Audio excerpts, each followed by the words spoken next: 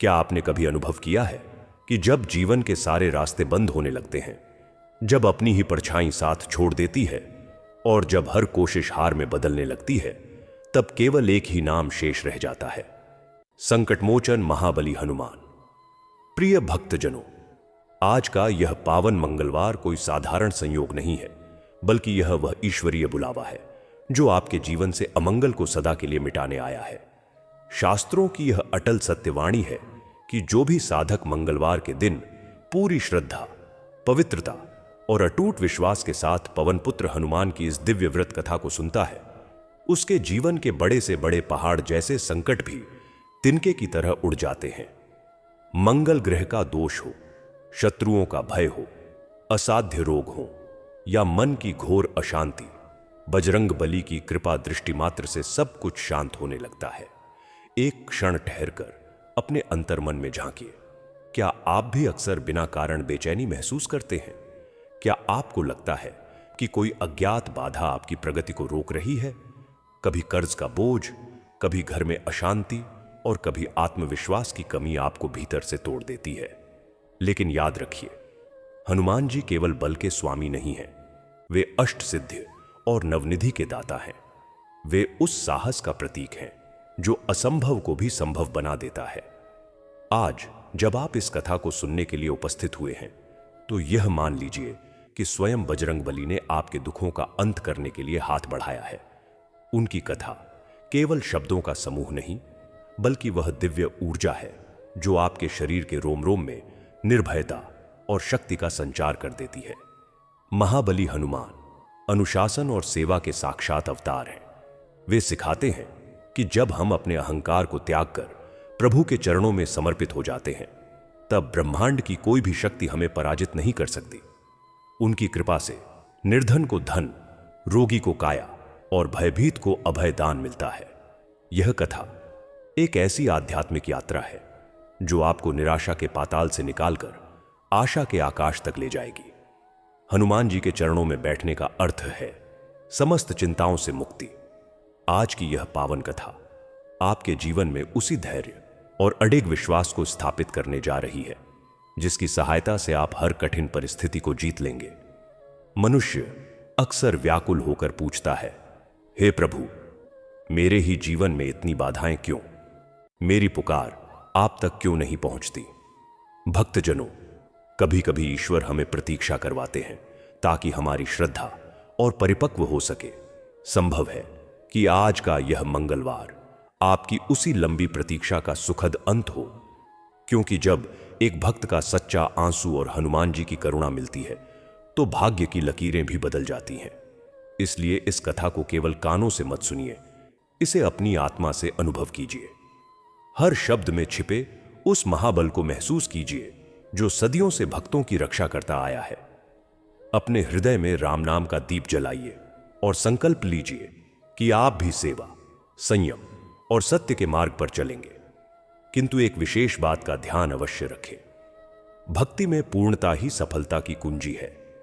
जो व्यक्ति इस पावन कथा को बीच में छोड़ देता है या आधे मन से सुनता है, वह उस परम प्रसाद से वंचित रह जाता है जो अंत में प्राप्त होता है। अधूरी भक्ति मन में संशय पैदा करती है, जबकि पूर्ण समर्पण चमत्कार करता है। इसीलिए आपसे आग्रह है कि इस कथा को आदि से अंत तक बिना विचलित हुए सुने।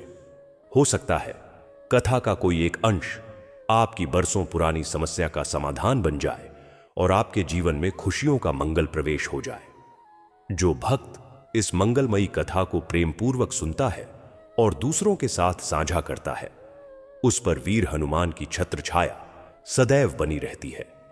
यह पुण्य का कार्य है, क्योंकि किसी निराश व्यक्ति के मन में आशा जगाना सबसे बड़ी ईश्वरीय सेवा है।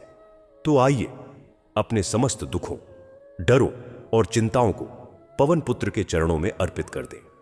मन को एकाग्र करें, दोनों हाथ जोड़कर उस महाबली का ध्यान करें जो काल को भी वश में करने की शक्ति रखते हैं, और आनंद के साथ इस पावन मंगलवार व्रत कथा की अमृत यात्रा का आरंभ करते हैं। सेठ रमेश प्रसाद के दो बेटे थे, बड़ा बेटा राहुल और छोटा बेटा अभय। यह एक साधारण पारिवारिक संरचना थी, परंतु इन दो भाइयों के स्वभाव, आचरण और जीवन दर्शन में जमीन आसमान का अंतर था। यह अंतर ही इस कहानी के केंद्र में भक्ति और अविश्वास के गहरे द्वंद्व की नींव रखता है। बड़ा बेटा राहुल विलासिता और भौतिक सुखों में डूबा हुआ था। उसका पूरा ध्यान सांसारिक आनंद, दोस्तों के साथ घूमने फिरने और नशीले पदार्थों की ओर था। उसके लिए जीवन का अर्थ केवल इंद्रिय सुख था। वह कभी भी भगवान का नाम नहीं लेता था, न ही किसी धार्मिक कार्य में रुचि रखता था। उसका मानना था कि वास्तविकता केवल वही है जो दिखाई देती है और भौतिक सुख ही जीवन का एकमात्र लक्ष्य होना चाहिए। दूसरी ओर छोटा बेटा अभय हनुमान जी का परम भक्त था। उसका जीवन अनुशासन, भक्ति और सेवा के इर्द गिर्द घूमता था। वह प्रतिदिन सुबह जल्दी उठकर पूजा पाठ करता, हनुमान चालीसा का पाठ करता और अपने इष्टदेव की आराधना में समय व्यतीत करता। उसकी भक्ति केवल रीति रिवाज तक सीमित नहीं थी। वह तो एक गहरी आंतरिक श्रद्धा और समर्पण था जो उसके हर कार्य में झलकता था। इन दोनों भाइयों के बीच का यह द्वंद्व केवल उनके व्यक्तिगत जीवन तक सीमित नहीं रहा। यह धीरे धीरे पूरे परिवार की गतिशीलता को प्रभावित करने लगा। जहां अभय की भक्ति से घर का वातावरण पवित्र और शांतिमय बनता था, वहीं राहुल का अविश्वास और भोगवादी जीवन अशांति और तनाव का कारण बनता था। सेठ रमेश प्रसाद और उनकी पत्नी गीता देवी अभय की भक्ति से प्रभावित थे और अक्सर उसके साथ बैठकर हनुमान चालीसा का पाठ करते थे। उनका मानना था कि अभय का मार्ग ही सही है और वह परिवार के लिए मंगलकारी है। इसके विपरीत राहुल के प्रति उनका रवैया निराशा और अस्वीकृति भरा था। एक दिन मंगलवार के दिन अभय ने अपने पिता से कहा, पिताजी, आज मंगलवार है। बहुत समय से हनुमान जी के मंदिर में प्रसाद बंटवाया नहीं गया है। अगर आप कहें तो कुछ फल मिठाई का प्रबंध करूं? सेठ रमेश प्रसाद तुरंत तैयार हो गए। हाँ बेटा, क्यों नहीं, यह तो बहुत पुण्य का काम है। उन्होंने तुरंत अभय के हाथ में पैसे रख दिए। यह दृश्य देखकर राहुल का मन जल उठा। उसने तुरंत आपत्ति जताई। वाह बाबूजी, कुछ देर पहले मैं घूमने के लिए पैसे मांगने आया था तो आपने साफ मना कर दिया, और अभी अभय आया तो आप फटाफट पैसे निकाल कर दे रहे हैं। क्या यह बड़े और छोटे में भेदभाव नहीं है? राहुल के इस आरोप ने परिवार में छिपे तनाव को सतह पर ला दिया। सेठानी गीता देवी ने तुरंत उत्तर दिया, राहुल, तुम्हारे पिता अभय को पैसे मंदिर में बांटने के लिए दे रहे हैं और तुम हमें पता है किस लिए पैसे मांगते हो। तुम्हें तो बस नशीले पदार्थों का सेवन करना होता है या फिर अपनी पत्नी रचना के साथ फालतू के पैसे लुटाने होते हैं। सेठ रमेश प्रसाद ने भी गंभीर स्वर में कहा, तुम्हें ऐसी बुरी आदतों को छोड़कर पूजा पाठ करना चाहिए। घर और परिवार के सुख में तभी वृद्धि होती है जब घर के लोग सही राह पर चलते हैं। यह घटना एक टर्निंग पॉइंट साबित हुई। राहुल और उसकी पत्नी रचना ने स्वयं को परिवार से अलग थलग और उपेक्षित महसूस किया। रचना ने राहुल से कहा, मैंने तुम्हें कहा था ना, सीधी तरह से घी नहीं निकलेगा, तुम्हें उंगली टेढ़ी करनी पड़ेगी। मैं तो कहती हूं, इन लोगों से अब हिस्सा मांग लो, वरना आगे चलकर जब हमारे बच्चे होंगे तो कहीं उन्हें भी भिखारियों की जिंदगी न जीनी पड़े जैसे हम जी रहे हैं। राहुल ने भी अगले ही दिन अपने पिता से साफ शब्दों में कहा, पिताजी, मुझे घर का हिस्सा चाहिए, मैं अब और सहन नहीं कर सकता। राहुल की इन बातों ने सेठ रमेश प्रसाद का मन दुखी कर दिया। उन्होंने महसूस किया कि परिवार में फूट की यह खाई गहरी होती जा रही है। इसी बीच अभय की शादी गीता नाम की एक सुशील कन्या से तय हो गई। सेठ और सेठानी ने सोचा कि समय रहते अभय का विवाह कर देना ही उचित रहेगा। शीघ्र ही अभय और गीता का विवाह धूमधाम से संपन्न हुआ। इसके बाद सेठ रमेश प्रसाद ने पूरे परिवार को साथ लेकर अयोध्या की तीर्थ यात्रा पर जाने का निश्चय किया ताकि पारिवारिक एकता को मजबूत किया जा सके। इस प्रकार परिवार की शुरुआती स्थिति ने ही भक्ति और अविश्वास के द्वंद्व को जन्म दिया।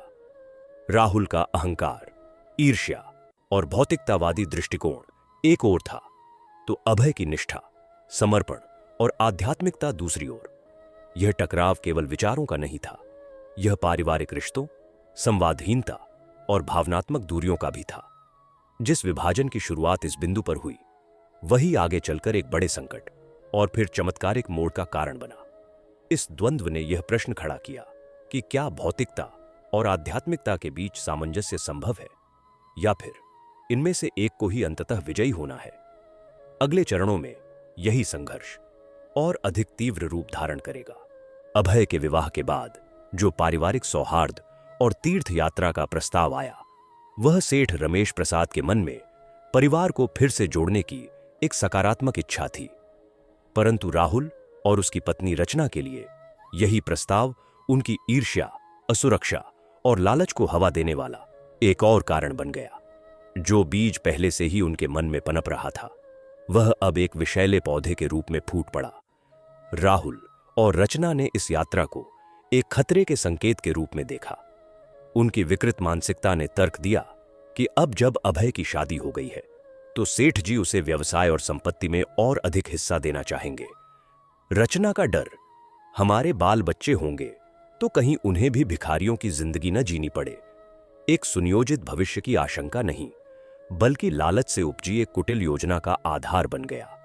उन्होंने यह निर्णय लिया कि समस्या का स्थायी समाधान यही है कि पूरे परिवार, माता पिता, अभय और उसकी नई पत्नी का सफाया कर दिया जाए। इससे उन्हें बिना किसी बंटवारे या संघर्ष के पूरी संपत्ति पर एकाधिकार मिल जाएगा। यहां ईर्ष्या ने लालच का रूप ले लिया और लालच ने हत्या के षड्यंत्र को जन्म दिया। यह कोई आवेग में लिया गया निर्णय नहीं था, यह एक ठंडे दिमाग से सोचा समझा क्रूरतम योजनाबद्ध कदम था। राहुल ने अपनी चालाकी से यात्रा की जिम्मेदारी संभाली और एक बड़ा जहाज किराए पर लिया। फिर उसने जहाज के चालकों, मुख्य रूप से एक अनुभवी नाविक विक्रम को पैसे के लालच में फंसाया। विक्रम शायद एक साधारण आर्थिक संकट से जूझ रहा व्यक्ति था, जिसकी कमजोरी को राहुल ने पहचान लिया था। राहुल और विक्रम के बीच हुई वार्तालाप इस षड्यंत्र का क्रूर हृदय थी। राहुल ने कहा, हमें पता है तुम्हें तैरना आता है, तुम अपनी जान आसानी से बचा लोगे। हमारे लिए एक छोटी नाव तैयार रखना, ताकि जहाज में पानी भरने लगे तो हम उस नाव में बैठकर सुरक्षित निकल सकें। हम तुम्हें सोने में तोल देंगे, बस जहाज पानी में डूब जाना चाहिए। यह प्रस्ताव केवल एक अपराध का नहीं, बल्कि मानवीय नैतिकता के पूर्ण पतन का प्रस्ताव था। राहुल ने विक्रम के मन में बैठे लालच को सोने के बड़े आश्वासन से और भड़का दिया। साथ ही उसे एक झूठी सुरक्षा का भरोसा भी दिया कि वह तैरकर बच निकलेगा। इस तरह विक्रम ने न केवल एक हत्याकांड में सहयोगी बनने की स्वीकृति दे दी, बल्कि स्वयं के जोखिम को भी कम करके आंका। विक्रम ने राहुल के निर्देशानुसार जहाज के पेंदे में एक सावधानी पूर्वक छुपाया हुआ परंतु घातक छेद कर दिया, जो गहरे पानी में जाकर ही खुलेगा। पूरा परिवार बेखबर, आनंद और उत्साह के साथ यात्रा पर निकल पड़ा। जहाज का सफर शुरुआत में बहुत सुहावना था। नदी का शांत जल, हवा के झोंके और सामूहिक यात्रा का उल्लास, सब कुछ सहज और मंगलमय लग रहा था। राहुल और रचना बाहरी तौर पर इस उत्साह में शामिल थे, परंतु अंदर से वे अपनी योजना के अमल का इंतजार कर रहे थे। उन्हें विश्वास था कि वे सबसे चतुर हैं और उनकी बनाई गई नाव उन्हें मृत्यु के मुंह से बचाकर समृद्धि के तट पर ले जाएगी। यह षड्यंत्र केवल एक परिवार को मिटाने की कोशिश नहीं थी, यह मानवीय संबंधों के सबसे पवित्र बंधन, विश्वास, प्रेम और साहस्तित्व पर एक भयानक प्रहार था।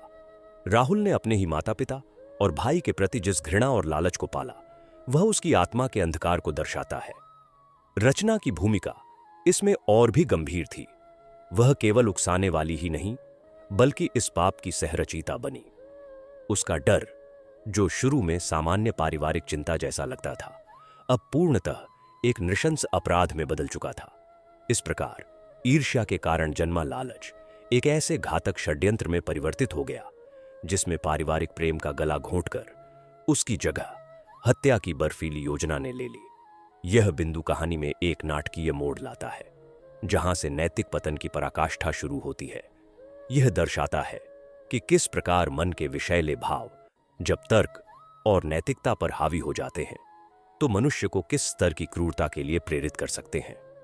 राहुल और रचना का यह कदम न केवल उनके परिवार, बल्कि स्वयं उनके अस्तित्व के लिए भी एक गहरे संकट का बीज बोने वाला साबित होने वाला था। अगला चरण वह होगा जब यह षड्यंत्र अपने ही रचयिताओं को अपने जाल में फंसाने लगेगा। जहाज मध्य नदी में पहुंच चुका था। चारों ओर केवल जल ही जल दिखाई दे रहा था और किनारा दूर धुंधली रेखा मात्र रह गया था। यह वह क्षण था जब राहुल और रचना की कुटिल योजना कार्यान्वित होनी थी। गहराई बढ़ने के साथ ही जहाज के उस छिद्र से पानी रिसने लगा जो विक्रम ने किया था। शुरुआत में यह रिसाव महसूस नहीं हुआ, लेकिन धीरे धीरे जलस्तर बढ़ने लगा। जहाज के भीतर का वातावरण अभी भी आनंदमय था। सेठ रमेश प्रसाद प्रकृति के सुंदर दृश्यों का आनंद ले रहे थे। सेठानी गीता देवी प्रसन्न थीं कि पूरा परिवार एक साथ है, और अभय अपनी नवविवाहित पत्नी गीता के साथ यात्रा के रोमांच को महसूस कर रहा था। तभी अभय ने एक प्रस्ताव रखा। बाबूजी, चलिए हम सब हनुमान चालीसा का पाठ करते हैं। आज पूरा परिवार एक साथ है तो पाठ करने में और भी आनंद आएगा। यह विचार सबको पसंद आया। सेठ जी ने कहा, बहुत अच्छा विचार है बेटा, चलो हम सब मिलकर हनुमान चालीसा बोलेंगे। राहुल और रचना ने इस अवसर को अपनी योजना के लिए उपयुक्त पाया। राहुल ने कहा, बाबूजी, मैं और रचना कुछ देर के लिए छोटी नाव में नदी का दृश्य देखने चलते हैं। आप लोग पाठ करिए। उनका उद्देश्य स्पष्ट था, पाठ के समय ही जहाज से दूर हो जाना, और जैसे ही जहाज डूबना शुरू हो अपनी तैयार नाव में बैठकर सुरक्षित भाग निकलना। लेकिन जैसे ही राहुल उस छोटी नाव को लेने के लिए जहाज के चालक विक्रम के पास पहुंचा तो उसके पैरों तले जमीन खिसक गई। विक्रम का चेहरा भय से सफेद था। उसने हकलाते हुए कहा, माफ करना साहब, वो नाव जहाज के साथ बंधी थी, पर अब नहीं दिख रही। लगता है रस्सी खुल गई होगी और नाव बह गई होगी। राहुल के मन में एकाएक भय की लहर दौड़ गई। उसने गुस्से में कहा, यह कैसे हो सकता है? तुमने इतनी लापरवाही कैसे की? विक्रम ने निराश स्वर में उत्तर दिया, साहब, अब तो जहाज में पानी भी भरने लगा है। छेद से पानी तेजी से आ रहा है। इतनी गहराई में मैं भी नहीं कूद सकता। मुझे लगता है मुझे मेरे पाप की सजा मिल रही है। मैं भी आज मारा जाऊंगा। विक्रम के ये शब्द राहुल और रचना के लिए वज्राघात से कम नहीं थे। उनकी सारी योजना, सारी चालाकी एक पल में धरी की धरी रह गई। जहाज तेजी से पानी भरने लगा और डगमगाने लगा। इसी भयावह स्थिति में जहाज के मुख्य डेक पर पूरा परिवार एक साथ बैठकर हनुमान चालीसा का पाठ कर रहा था। उनकी आवाजों में एक अद्भुत एकस्वरता और अटूट विश्वास था। राहुल और रचना भागते हुए डेक पर आए और चिल्लाए, अरे, आप लोग अभी भी पाठ कर रहे हो? जहाज डूब रहा है, पानी भर रहा है। किंतु अभय का चेहरा शांत था।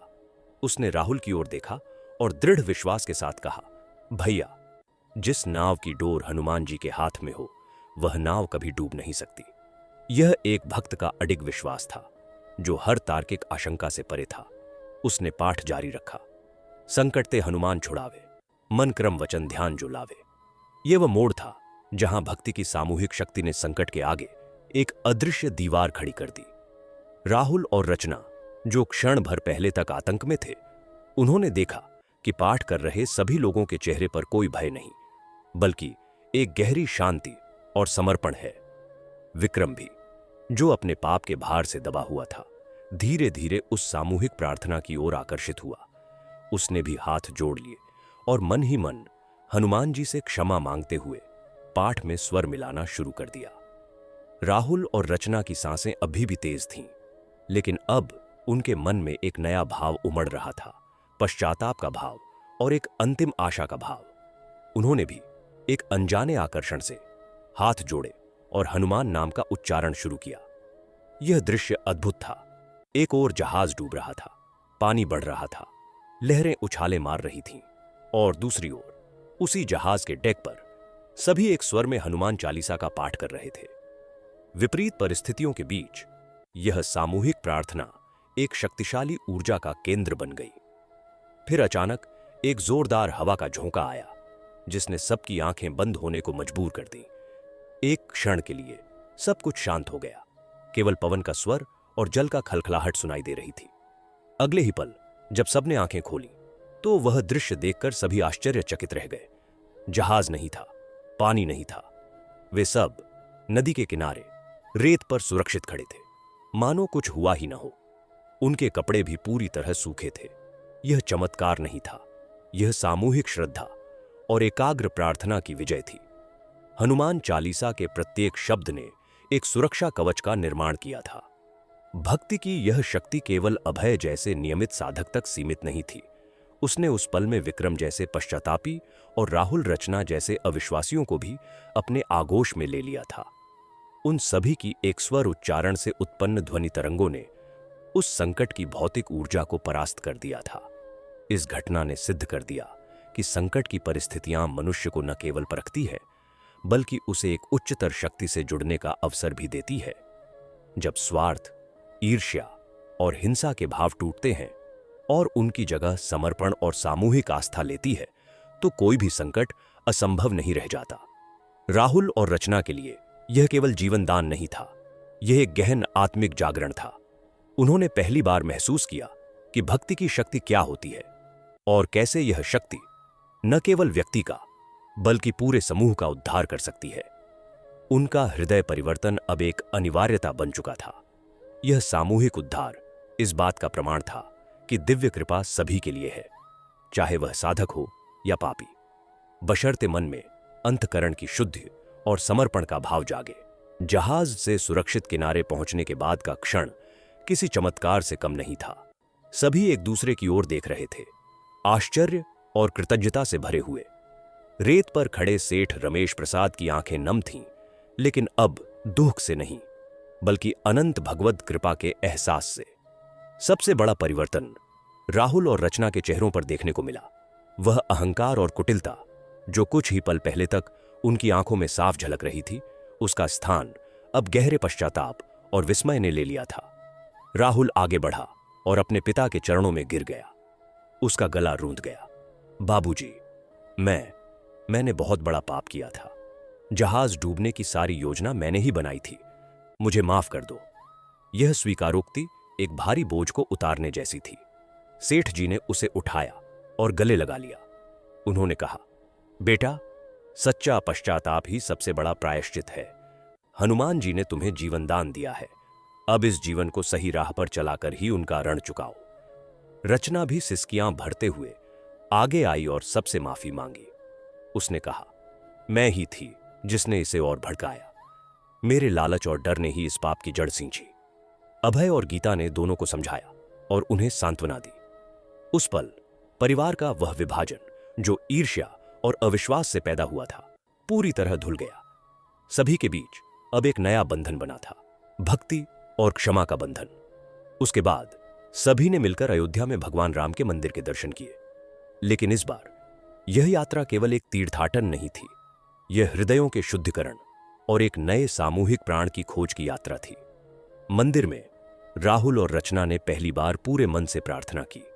उन्होंने हनुमान जी से वादा किया कि अब से वे सद्मार्ग पर चलेंगे और अपने जीवन को सेवा और सद्भाव के लिए समर्पित करेंगे। घर लौटने के बाद परिवार में एक नया अनुशासन और सकारात्मकता आ गई। राहुल ने अपनी सभी बुरी आदतों को त्याग दिया और अभय के साथ मिलकर व्यवसाय संभालने लगा। रचना ने भी घर के धार्मिक कार्यों और सेवा कार्यों में बढ़ चढ़कर हिस्सा लेना शुरू कर दिया। कहानी का अंत हमें यही आश्वासन देता है कि कोई भी भटका हुआ, अविश्वासी या पापी व्यक्ति एक सच्चे अनुभव के माध्यम से अपने भीतर के दिव्य सत्य को पहचानकर एक नवजीवन की शुरुआत कर सकता है। भक्ति और आस्था की यह शक्ति ही मनुष्य को उसके सीमित अहम से मुक्त कराकर एक विशालतर, करुणामय और चमत्कारी जीवन की ओर ले जाती है। शहर के उस पुराने इलाके में जहां संकरी गलियों के ऊपर तारों का जंगलिया जाल सा फैला होता है और हवा में सदियों पुराने पत्थरों, गीले चूने और सुबह शाम उठती धूप बत्ती की महक का एक अजीबोगरीब मेल रहता है, वहां एक छोटी सी कोठरी में ज्योति और उसकी मां सावित्री का घर था। यह घर नहीं, बल्कि जीवन की जद्दोजहद से बची हुई एक शरण स्थली थी, जिसकी दीवारों पर नमी के धब्बे पुराने दर्द की तरह फैले हुए थे और छत से टपकते पानी की आवाज एक मायूस ताल बजाती रहती। इसी कोठरी की एक खिड़की थी जो सावित्री की पूरी दुनिया थी। उस खिड़की से वह सुबह सुबह अपनी बेटी ज्योति को एक बड़ी टोकरी उठाए, सिर पर दुपट्टा सहेजे, धुंधलके में संकरी सीढ़ियों से उतरते देखती और फिर पूरे दिन उसी मुद्रा में बैठी शाम को उसके लौटने का इंतजार करती रहती। सावित्री अब पैरों से लाचार थी। कुछ बरस पहले का वह भीषण हादसा जब एक भागती हुई ट्रक ने उनकी साइकिल को रौंद डाला था। न सिर्फ उनके पति को हमेशा के लिए छीन ले गया था, बल्कि उनकी रीढ़ की हड्डी को भी तोड़कर उनके जीवन की सारी गति, सारी चहलकदमी को उसी पल जकड़ दिया था। अब वह एक पुरानी चरचराती व्हील चेयर पर निर्भर थीं, जिसका एक पहिया हमेशा अड्डा अड्डा सा रहता, मानो उनके भाग्य की तरह ही उस पर भी जंग लग गया हो। और ज्योति उस उम्र में थी जब लड़कियां स्कूल की दीवारों पर लगे शिक्षा के नारों को पढ़ती है, दोस्तों के साथ हंसती गप्पे मारती हैं और भविष्य के रंगीन सपने बुनती हैं। लेकिन ज्योति के सपनों का रंग गेंदा था। उसका भविष्य, उसकी कक्षा, उसकी किताबें, सब कुछ उस पुराने मंदिर की विशाल पाषाण सीढ़ियों पर बिखरा पड़ा था, जहां वह रोज सुबह अपना दुकान लगाती। वह गरीब थी, लेकिन उसकी गरीबी उस आम गरीबी से थोड़ी अलग थी जो सिर्फ पेट भरने की चिंता में डूबी होती है। उसकी गरीबी में एक गहरा दायित्व बोध था, एक ऐसा बोझ जो उसके कोमल कंधों पर पड़ा था और उसे बचपन से ही वयस्कों वाली गंभीरता दे गया था। उसका काम सीधा साधा था, फूल और मालाएं बेचना। लेकिन यह बेचना महज लेन देन नहीं था, यह उन दोनों मां बेटी की जीवन रेखा थी, उनकी सांसों का सिलसिला था। हर रात जब पूरा मोहल्ला सोने की तैयारी कर रहा होता, तब ज्योति और सावित्री की कोठरी में एक अलग ही कार्यशाला सजती। एक धुंधली बल्ब की रोशनी में सावित्री अपनी व्हील चेयर पर बैठी फूलों की डंडियां छांटती और धागे में पिरोती, जबकि ज्योति उनके बगल में बैठकर मोतियों और रंगीन कंचों से मालाएं बनाती। सावित्री के हाथ भले ही पैर बेकार हो गए थे, अभी भी बेहद कुशल थे। उनकी उंगलियां फूलदारों और मोतियों के बीच से इस फुर्ती से निकलती, मानो वे दर्द और निराशा के बीच से भी सुंदरता की एक माला गूंथ रही हो। हर माला में मां की एक सिसकी, एक आह, एक प्रार्थना और बेटी की एक उम्मीद, एक थकान, एक संकल्प बंधा होता। वे बातें भी कम ही करती। ज्योति अपनी पढ़ाई के पुराने मुलायम पन्नों वाली किताबों को कभी कभी टटोल लेती, पर फिर तुरंत हटा देती, जैसे वह कोई वर्जित चीज हो। सावित्री की नजरें हमेशा उस चेहरे पर टिकी रहती, जिस पर उम्र से पहले ही गंभीरता के बादल छा गए थे। उनकी आंखों में एक गहरा अपराध बोध और असहायता समाई रहती, जिसे वे कभी शब्द नहीं दे पाती थीं। सुबह होते ही ज्योति की दौड़ शुरू हो जाती। उसे सबसे पहले फूल मंडी जाना होता था। अगर वह देर से पहुंची तो ताजे और सुंदर फूल दूसरे फूल वालों के हाथों में चले जाएंगे और उसे बचे खुचे मुरझाए हुए फूल लेने पड़ेंगे। और फिर मंदिर के भक्त, जो भगवान को चढ़ाने के लिए सबसे ताजी चीजें चाहते हैं, उसके पास क्यों आएंगे? उसकी पूरी अर्थव्यवस्था इस ताजगी पर टिकी थी। फूल मंडी से लौटकर वह सीधे मंदिर की सीढ़ियों पर अपनी जगह बिछा लेती। उसकी जगह न तो पक्की थी, न ही उसका कोई अधिकार।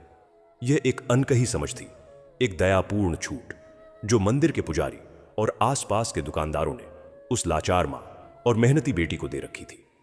वहां बैठकर वह पूरे दिन फूल बेचती, मालाएं बेचती और भीड़ में अपनी मां के लिए दवाई की एक नई तरकीब, किराए के पैसे जुटाने का कोई नया उपाय ढूंढती रहती। उसकी आंखें केवल ग्राहकों को नहीं, बल्कि उनकी जेबों को भी देखती थीं।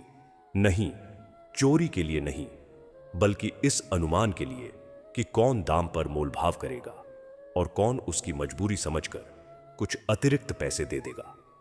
दोपहर की चिलचिलाती धूप हो या बरसात की फुहारें, ज्योति वहीं डटी रहती। उसकी टोकरी में सिर्फ फूल और मालाएं नहीं होती थीं, उसमें उसकी मां का इलाज, उन दोनों का किराया, उनकी रोटी का इंतजार और उसकी अपनी पढ़ाई की सूनी चाहत समाई होती थी। कभी कभी जब मंदिर के अंदर से हनुमान चालीसा का पाठ गूंजता या कोई भक्त रामायण का पाठ करता, तो ज्योति का मन भी उस ओर खिंच जाता।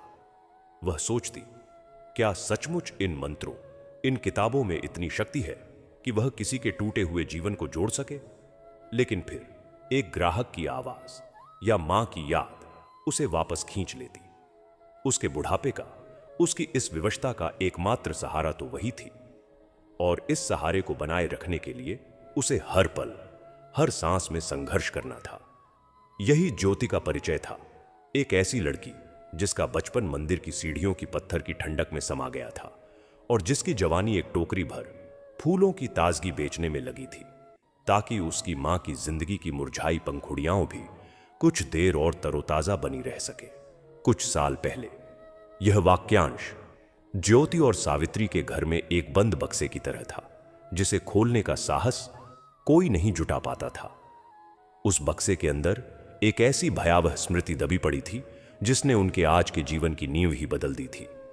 एक ऐसी शाम जो सूर्यास्त के सुनहरे रंगों में शुरू हुई थी और अंधेरी रक्त रंजित लालिमा में डूब गई थी।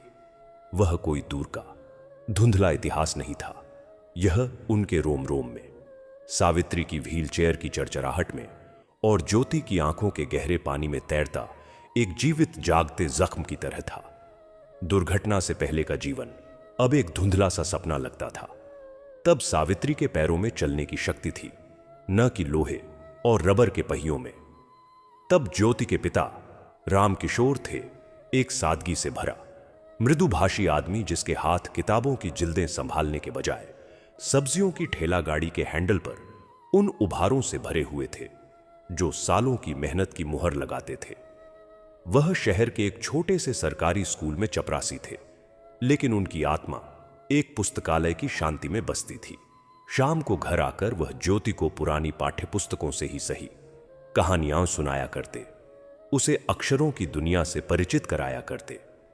उनका घर एक छोटी सी किराए की कोठरी थी, लेकिन उसमें आशाओं की एक बड़ी जगह थी। राम किशोर की यह आशा कि ज्योति पढ़ लिखकर एक बड़ी अफसर बनेगी, और सावित्री की यह इच्छा कि एक दिन वे अपनी बेटी की शादी में अपने हाथों से उसे सजा सकेंगी। वह भीषण दिन शनिवार का दिन था। स्कूल की छुट्टी होने के कारण ज्योति घर पर ही थी। राम किशोर ने सप्ताह के आखिर में कुछ अतिरिक्त कमाने की खातिर सब्जी का ठेला लगाने का फैसला किया था। सावित्री ने उनके लिए दोपहर का खाना बनाया, सादी दाल, रोटी और आलू की सब्जी, एक सेब जो उन्होंने ज्योति के लिए खास तौर पर बचाकर रखा था।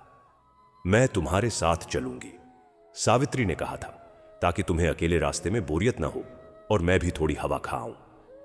ज्योति भी साथ चलने को उत्सुक थी, लेकिन उस दिन उसकी एक सहपाठिनी का जन्मदिन था और वह उसके घर जाने की जिद कर रही थी। राम किशोर ने उसे प्यार से समझाया, अगली बार बेटा, आज तू मां के साथ घर पर रह, हम शाम तक लौट आएंगे। यह वह अंतिम वाक्य था जो उसने अपनी बेटी से कहा। अगली बार, एक ऐसा अगली बार जो कभी नहीं आया। सावित्री ने ज्योति को गले लगाया, उसके सिर पर हाथ फेरा और फिर वे दोनों पति पत्नी एक पुरानी चरचराती साइकिल पर सवार हो गए। राम किशोर पेडल मार रहे थे और सावित्री पीछे बैठी, एक हाथ में टिफिन का डिब्बा और दूसरे हाथ से अपने पति की कमीज को थामे हुए थी। ज्योति ने खिड़की से झांककर उन्हें मोड़ पर मुड़ते देखा था। सावित्री ने पीछे मुड़कर एक बार हाथ हिलाया था। वह छवि, मां का पीछे मुड़कर हाथ हिलाना, ज्योति के दिमाग में एक शाश्वत तस्वीर की तरह अंकित हो गई। दुर्घटना शहर के बाहरी इलाके में उस चौराहे पर हुई जहां से होकर वे अपने ठेले वाले मुख्य मार्ग पर जाना चाहते थे। समय शाम के लगभग 5 बजे का रहा होगा। आसमान में बादल छाए हुए थे, बिजली कड़क रही थी, एक तेज हवा चल रही थी, जैसे प्रकृति स्वयं किसी अनहोनी की चेतावनी दे रही हो। राम किशोर चौराहे को पार कर ही रहे थे कि अचानक एक ओवरलोडेड तेज रफ्तार ट्रक, जो शायद अपने गंतव्य पर देरी से पहुंचने की जल्दी में था, तेजी से मुड़ा और बिना हॉर्न बजाए सीधा उनकी ओर बढ़ आया। गवाहों ने बाद में बताया कि ड्राइवर ने ब्रेक मारने की कोशिश की, लेकिन भारी भरकम वाहन बेकाबू हो चुका था। वह भयानक धमाका, लोहे के टकराने और कांच के चूर चूर होने की आवाज, साइकिल के फ्रेम के मुड़ने की चीख, यह सब कुछ सेकंडों के भीतर घटित हुआ। सावित्री को लगा जैसे आकाश ही उनके सिर पर गिर पड़ा हो। एक जबरदस्त झटके के साथ वह हवा में उछली और कई फीट दूर सड़क के किनारे की नाली पर जा गिरी। उनके शरीर में एक तेज चुभता हुआ दर्द उभरा, खासकर पीठ के निचले हिस्से में, और फिर सब कुछ धुंधला होने लगा। आखिरी धुंधली नजर में उन्होंने देखा उनकी साइकिल एक कुचले हुए खिलौने की तरह बेकार पड़ी थी और कुछ दूरी पर रामकिशोर का शरीर एक अजीब मुद्रा में निश्चल पड़ा था। उनका सिर एक पत्थर से टकराया हुआ था और उसके आसपास एक गहरा, लगातार फैलता हुआ लाल घेरा बन रहा था, जो बारिश की पहली बूंदों से धुल मिल नहीं पा रहा था। उनकी आंखें खुली थीं, लेकिन उनमें जीवन की चमक नहीं थी। वह टिफिन का डिब्बा उछलकर कहीं दूर जा गिरा था। उसमें से सावित्री के हाथ से बनी रोटियां सड़क पर बिखर गई थीं। उसके बाद का समय एक कोलाहलपूर्ण धुंध था। लोगों के चिल्लाने की आवाजें, किसी के एम्बुलेंस बुलाओ चिल्लाने की आवाज, हॉर्नों का शोर और फिर नीली बत्ती वाली एम्बुलेंस की सायरन की कराहन। सावित्री को बेहोशी की हालत में ही हॉस्पिटल ले जाया गया। ज्योति को खबर कैसे मिली, यह वह स्वयं भी पूरी तरह याद नहीं कर पाती। शायद पड़ोस के किसी बुजुर्ग ने, जिसकी आवाज कांप रही थी, उसे बताया होगा, या शायद वह पुलिस वाला जो उनके दरवाजे पर खड़ा था, उसके चेहरे पर ही सब कुछ लिखा हुआ था। उस रात और उसके बाद की कई रातें अस्पताल की सफेद बदबूदार गलियारों, फर्श पर बैठकर की गई प्रार्थनाओं, डॉक्टरों की रहस्यमय बातचीत और रामकिशोर के शव के सामने रखी मोमबत्तियों की टिमटिमाती लौ में बीती। सावित्री की रीढ़ की हड्डी में गंभीर चोट आई थी। एक ऑपरेशन हुआ, लेकिन डॉक्टरों ने हाथ फैला दिए। हमने कोशिश की, लेकिन नसों को जो नुकसान पहुंचा है वह स्थायी है। वह शायद फिर कभी नहीं चल पाएंगी। यह वाक्य एक अंतिम फैसले की तरह गूंजा। ज्योति के लिए यह सब एक लंबे बुरे सपने जैसा था, जिससे वह जाग ही नहीं पा रही थी।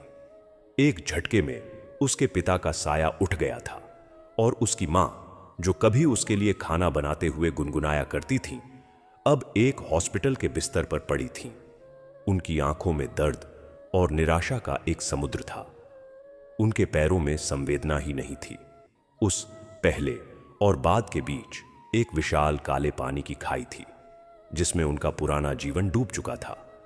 दुर्घटना का दंश केवल शारीरिक चोटें नहीं थीं, वह एक मानसिक और भावनात्मक भूचाल था, जिसने उनकी दुनिया की नींव हिला दी थी।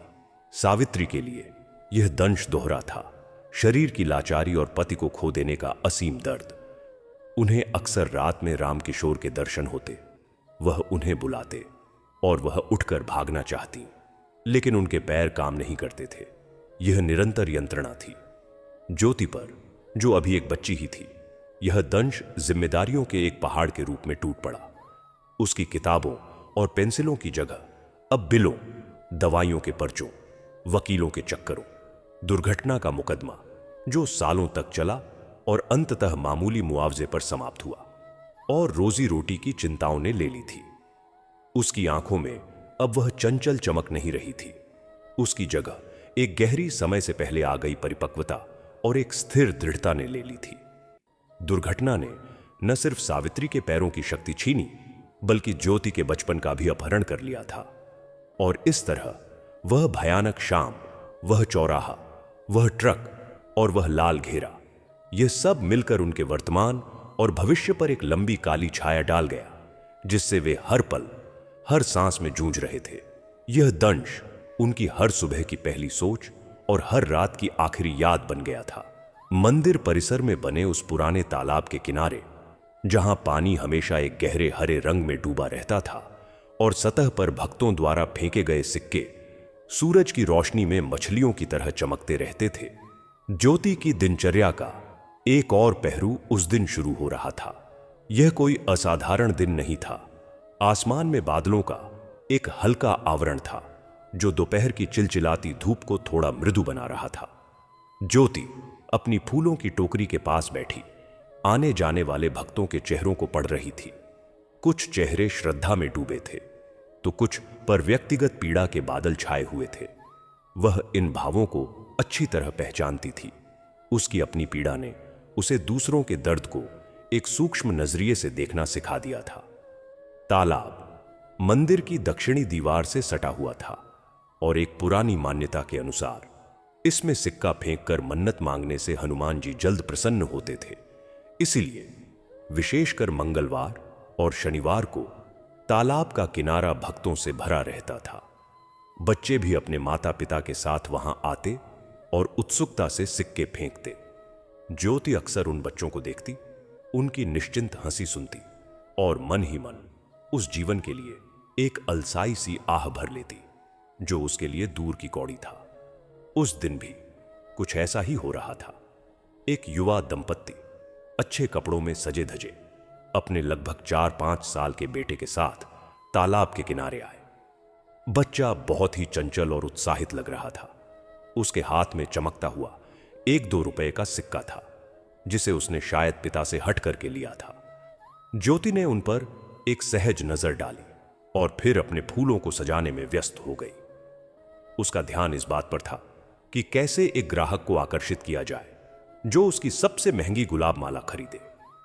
तभी उसके कानों में पानी के एक अलग तरह के छपाक की आवाज आई। यह वह आवाज नहीं थी जो सिक्के के गिरने पर होती थी। यह भारी थी, गड़गड़ाहट भरी थी। उसने तेजी से सिर उठाया। भीड़ तालाब के एक खास हिस्से की ओर देख रही थी, लेकिन एक अजीब सी स्तब्धता थी। चिल्लाहट नहीं थी, बल्कि एक सामूहिक, हैरान कर देने वाली चुप्पी थी। ज्योति की नजर तालाब की सतह पर पड़ी। कुछ दूरी पर पानी में एक हलचल थी। सफेद कपड़े का एक टुकड़ा पानी के ऊपर तैर रहा था और उसके नीचे पानी के अंदर एक छोटा सा अस्पष्ट सा आकार हिलडुल रहा था। वह बच्चा था। उस पल ज्योति के लिए समय थम सा गया।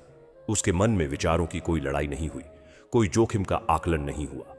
उसने न तालाब की गहराई के बारे में सोचा, न ही अपने तैराक न होने के बारे में। उसने बस देखा, एक बच्चा, एक मां का बेटा डूब रहा था और भीड़ सिर्फ देख रही थी, शायद सदमे में, शायद जिम्मेदारी से बचने के लिए। ज्योति के पैरों ने खुद ब खुद काम किया। वह अपनी टोकरी से उछली और दौड़ती हुई तालाब के किनारे तक गई। उसने अपनी चप्पलें उतारी ही नहीं, बस एक छलांग लगा दी। पानी ठंडा था और उसके भीगे कपड़े तुरंत भारी हो गए।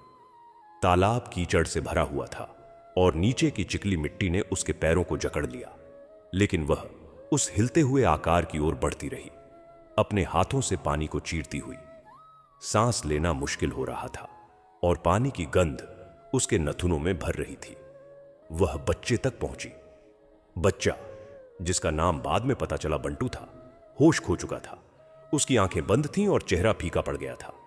ज्योति ने एक हाथ से उसकी छाती के नीचे से पकड़ा और दूसरे हाथ से तेजी से पानी काटते हुए किनारे की ओर मुड़ी। यह वापसी का सफर और भी कठिन था। उसकी ताकत खत्म हो रही थी और बच्चे का बेजान शरीर और भारी लग रहा था। उसने चिल्लाने की कोशिश की, लेकिन आवाज गले में ही अटक गई। तभी किनारे पर 2-3 आदमियों ने हिम्मत जुटाई और पानी में कदम रखे। उन्होंने ज्योति का हाथ पकड़ा और उसे खींचकर किनारे ले आए। ज्योति और बंटू दोनों ही कीचड़ और पानी से सने हुए थे। किनारे पर अब हड़कंप मचा हुआ था। बच्चे के माता पिता, जो शायद किसी और से बात कर रहे थे या फोन पर व्यस्त थे, सदमे से सफेद पड़े हुए थे। मां चीख रही थी, मेरा बेटा, मेरा बंटू। पिता घबराए हुए आगे बढ़े।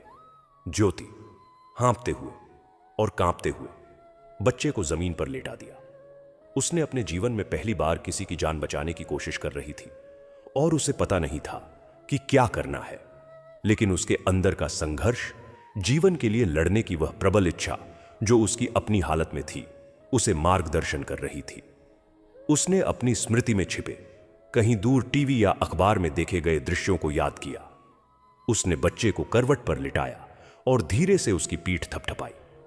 बच्चे के मुंह से पानी की एक धारा निकली और उसने एक खांसी के साथ सांस ली। यह सांस लेना, यह खांसी उस पल ज्योति के लिए दुनिया की सबसे सुखद आवाज थी। बंटू ने आंखें खोली, भय और दिशाहीनता से भरी हुई, और जोर से रोने लगा। अब मां ने आगे बढ़कर बच्चे को अपनी बाहों में भर लिया, उसके बालों को चूमते हुए, रोते हुए। पिता ने आंखों में आंसू लिए ज्योति की ओर देखा। उनकी नजरों में एक ऐसी कृतज्ञता थी जो शब्दों से परे थी। वह आगे बढ़े और ज्योति के हाथ अपने हाथों में लिए, जो अब भी कांप रहे थे और कीचड़ से सने हुए थे। बेटा, तुमने मेरे बेटे की जान बचाई। वह बस इतना ही कह पाए। उनकी आवाज भर्राई हुई थी। उनकी पत्नी बच्चे को गले लगाए ज्योति के पास आई और उसके पैर छूने लगी। माफ करना दीदी, माफ करना, मैं उस पर नजर नहीं रख पाई। तुम हमारी देवी हो, तुम हमारे लिए संजीवनी बूटी लेकर आई हो। भीड़ अब प्रशंसा और राहत से गूंज उठी। लोग ज्योति की तारीफ कर रहे थे। कितनी बहादुर लड़की है, छोटी सी उम्र में इतना हौसला। भगवान तुम्हारा भला करे बेटी। ज्योति इन सब के बीच खड़ी थी। भीगे कपड़ों से पानी टपक रहा था, उसके बाल चिपक गए थे और वह थोड़ी लज्जित सी महसूस कर रही थी। उसे प्रशंसा की आदत नहीं थी। उसकी जिंदगी में तो आलोचना, चिंता और संघर्ष ही थे। यह नया अनुभव था। उसने बस मुस्कुराने की कोशिश की और कहा, कोई बात नहीं, बस बच्चा सुरक्षित है। बच्चे के पिता ने अपना परिचय दिया। मैं रवि मेहरा हूं और यह मेरी पत्नी अनु है। यह हमारा इकलौता बेटा बंटू है। हम इस इलाके में नए आए हैं। तुम यहां कहां रहती हो? तुम्हारे माता पिता? ज्योति ने संक्षिप्त में बताया कि वह पास में ही रहती है और अपनी मां के साथ है, जो अस्वस्थ है। उसने अपने फूल बेचने के काम का जिक्र किया। रवि और अनु की आंखों में एक नई चमक आई।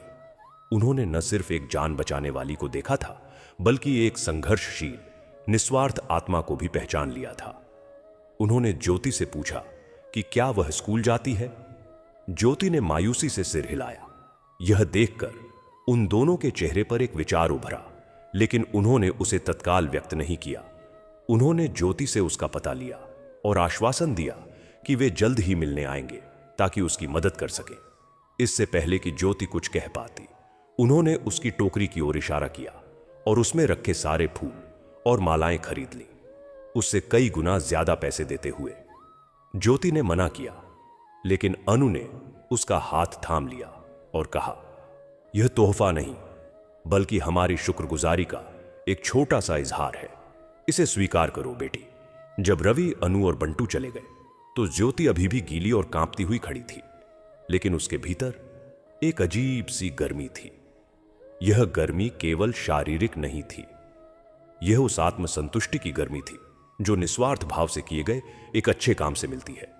उसने आज पहली बार महसूस किया कि उसके जीवन का मूल्य केवल फूल बेचने और बिल चुकाने में नहीं था। उसके अंदर भी कुछ ऐसा था जो दूसरों के जीवन में एक बड़ा बदलाव ला सकता था।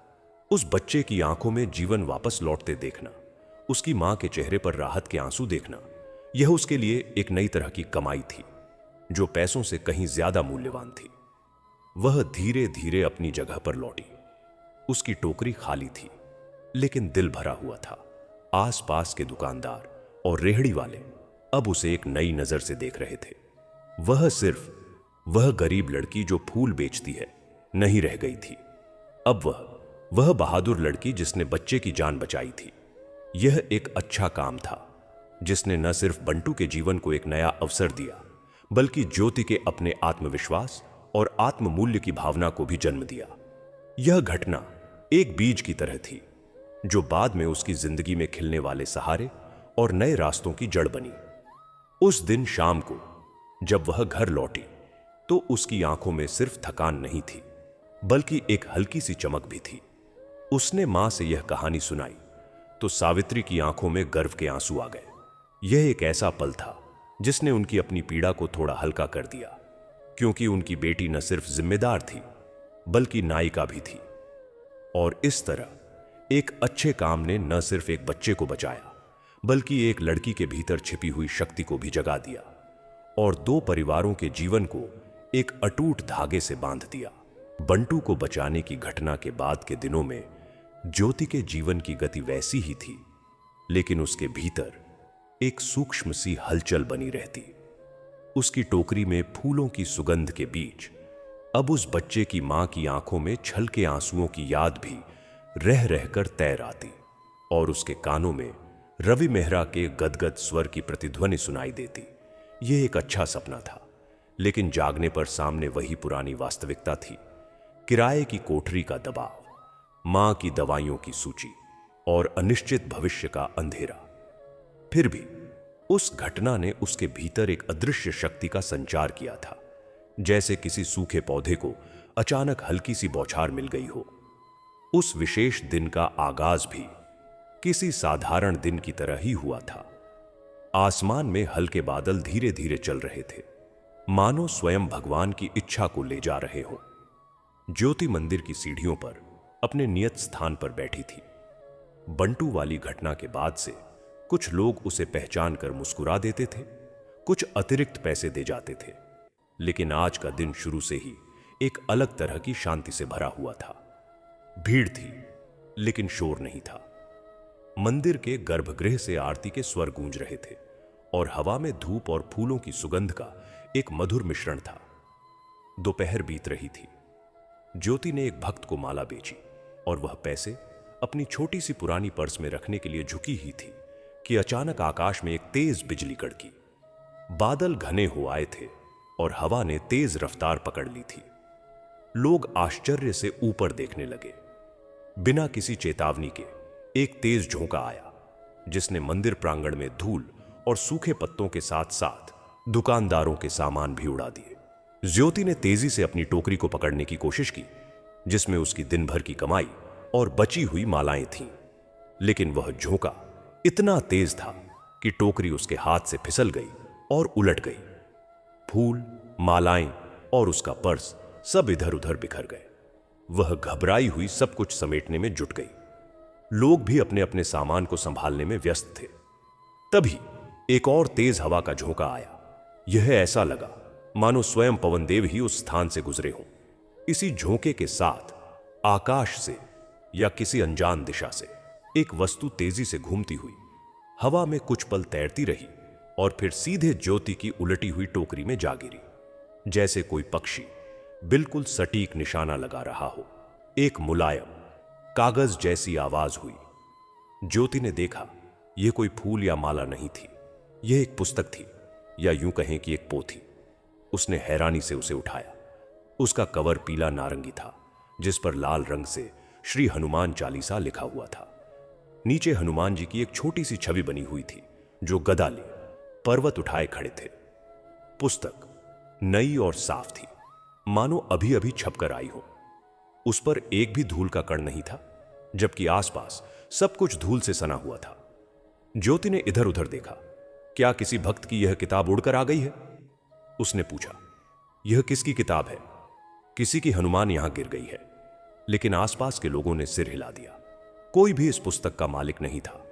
वह उसे हाथ में लिए खड़ी रही, एक अजीब सी झंझट महसूस कर रही थी। यह किताब उसकी टोकरी में कैसे आई? हवा के साथ उड़कर, पर इतनी सटीकता से।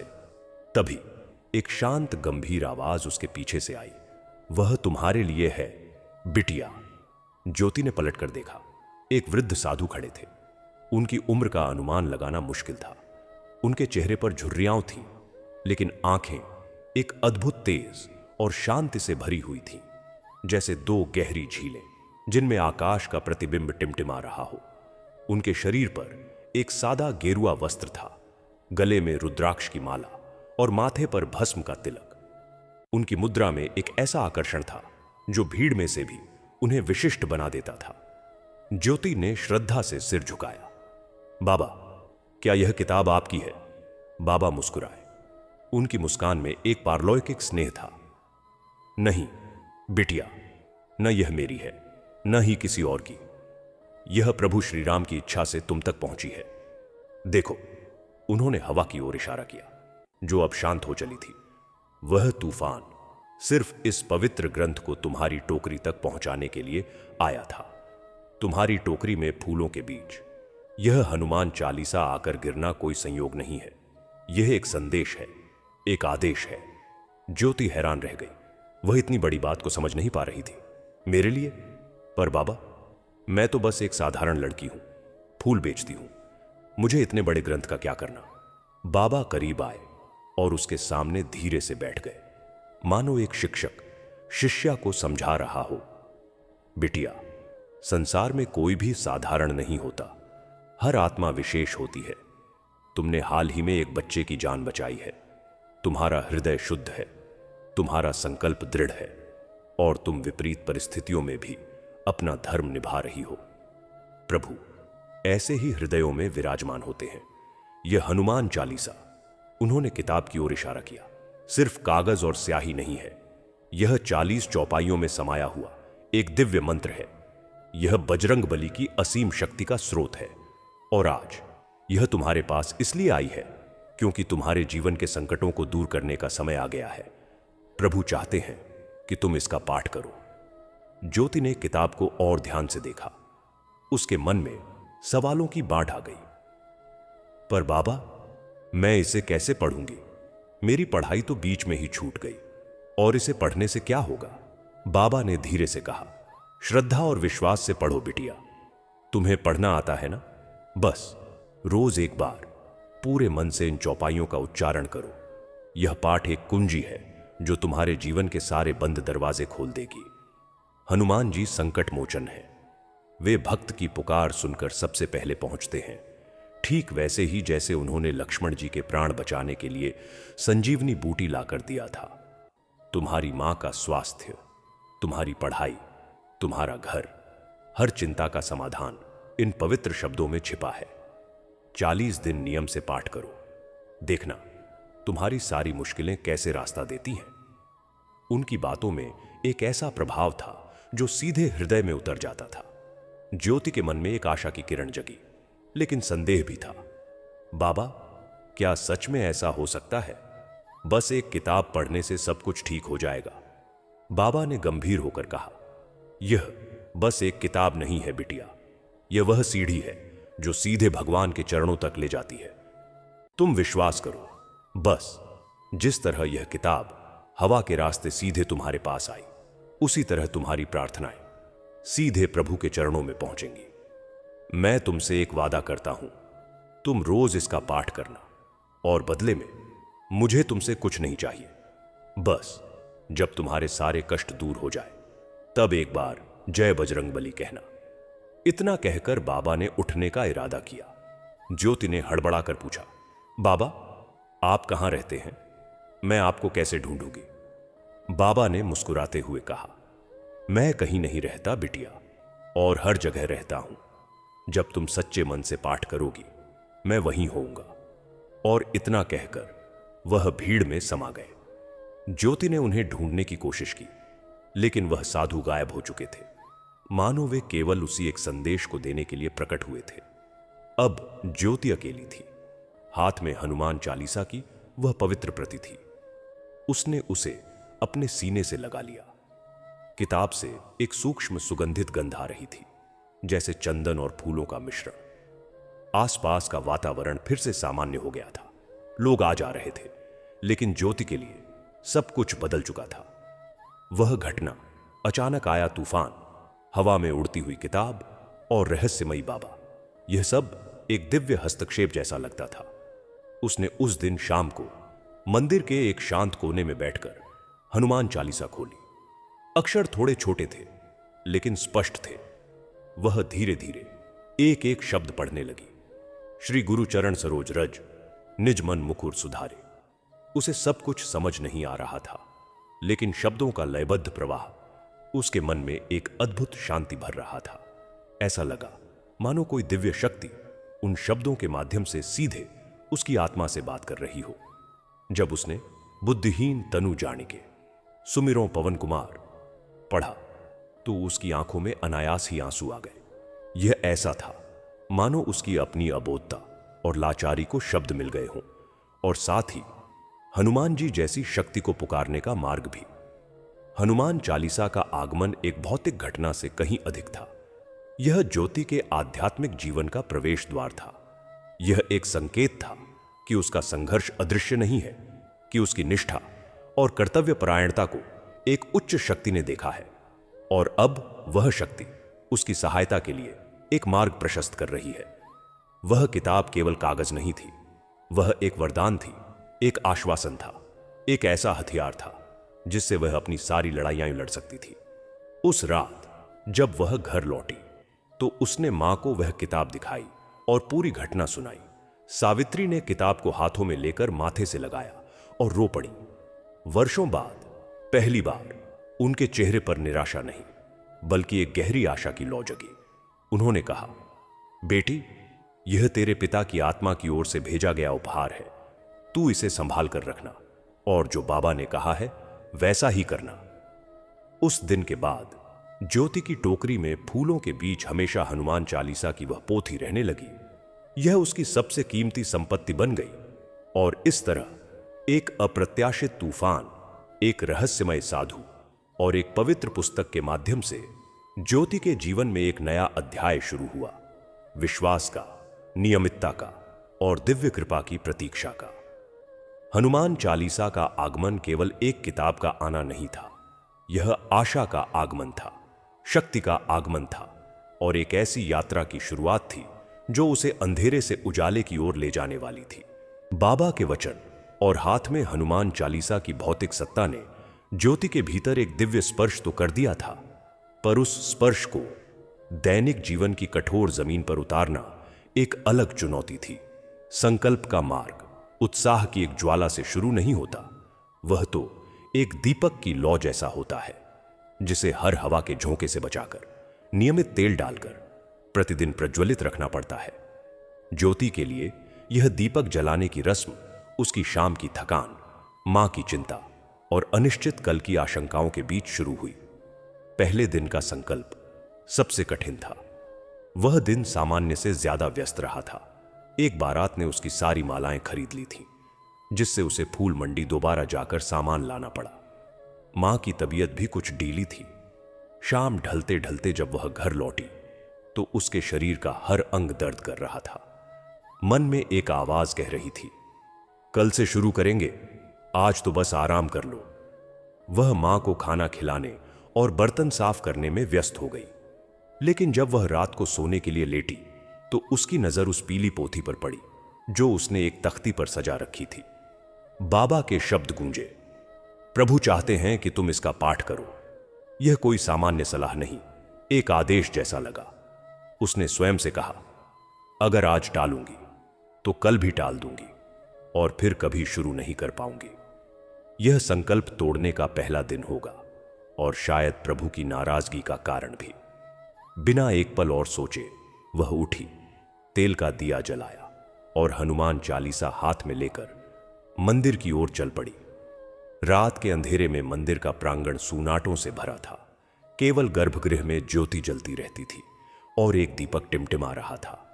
हनुमान जी की विशाल मूर्ति, जिसके हाथ में गदा थी और चेहरे पर उग्र भाव, उस अर्ध प्रकाश में और भी भव्य दिख रही थी। ज्योति ने डरते हुए श्रद्धा से प्रणाम किया और एक कोने में बैठ गई। वहां का सन्नाटा उसे भयभीत कर रहा था, लेकिन जैसे ही उसने पहली चौपाई पढ़नी शुरू की, श्री गुरु चरण सरोज रज, एक अद्भुत शांति ने उसे घेर लिया। मानो मूर्ति में से एक गर्मी की लहर निकलकर उसे छू गई हो। उसकी आवाज कांप रही थी, शब्दों का उच्चारण अटक अटक कर हो रहा था, लेकिन वह निरंतर पढ़ती रही। 40 चौपाइयां पूरी करने में उसे अधिक समय लगा, पर जब उसने अंतिम जय जय जय हनुमान गोसाई कृपा करहु गुरुदेव की नाई कहा, तो उसके मन में एक भारीपन उतर गया। वह भारीपन दिन भर की थकान और चिंताओं का था, जो शब्दों के साथ बह गया लगता था। उस रात बिना किसी परेशान सपने के गहरी नींद आई। यह पहली जीत थी, आलस्य और थकान पर विश्वास की जीत। दूसरे दिन से यह उसकी दिनचर्या का एक अनिवार्य हिस्सा बन गया। चाहे धूप हो या धुंध, वर्षा हो या ठंड, शाम ढलते ही उसका मन मंदिर की ओर खींचने लगता। उसने एक नियम बना लिया, घर जाकर मां को खाना खिलाना, फिर बिना देर किए मंदिर पहुंचना। कभी कभी तो वह सीधे फूलों की टोकरी लेकर ही मंदिर में चली जाती, ताकि समय बच सके। मंदिर के पुजारी और कुछ नियमित भक्त उसे अब पहचानने लगे थे। वे मुस्कुराकर देखते, कभी कभी उसके पास प्रसाद रख जाते। उसका संकल्प धीरे धीरे दृढ़ होता गया। अब वह न सिर्फ पाठ करती, ज्योति का संकल्प और नियमित पाठ उसके जीवन में एक आंतरिक स्थिरता ला रहा था, जैसे किसी तूफानी समुद्र में लंगर डाल दिया गया हो। पर भौतिक दुनिया के तूफान अक्सर आंतरिक शांति को भंग करने का प्रयास करते हैं। और वह तूफान एक सुबह, जब ज्योति स्कूल जाने की तैयारी में मन ही मन हजार इच्छाएं पाल रही थी। हालांकि स्कूल जाना अभी भी एक सपना था, तभी आधम का उसका रूप था।